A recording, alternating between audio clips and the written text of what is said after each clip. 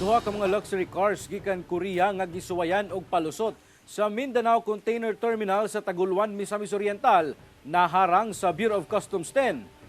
Ani ang report. Nakadawat og report ang Bureau of Customs Region 10.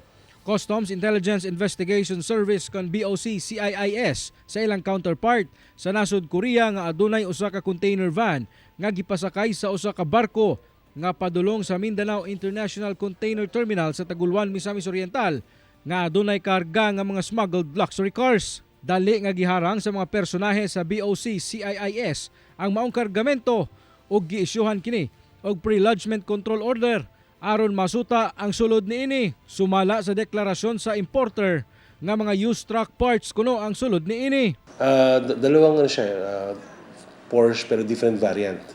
So isang Carrera at isang 911. Dalawang variant siya ng Porsche.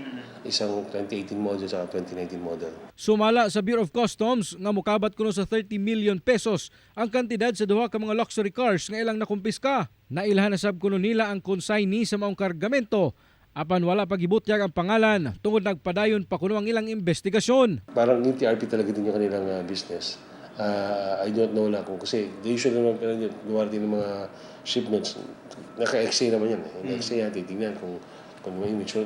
Itong particular shipment, hindi nga finailan.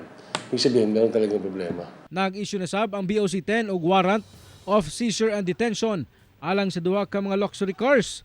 Samtang kasong paglapas sa Customs Modernization Tariff Act ang posibleng atubangon sa mga responsable sa pagpalusot sa maong mga sakyanan. Kauban si Jaybert Pairat sa kamera. Ako si James Pauliap para sa At Home with GMA Regional TV.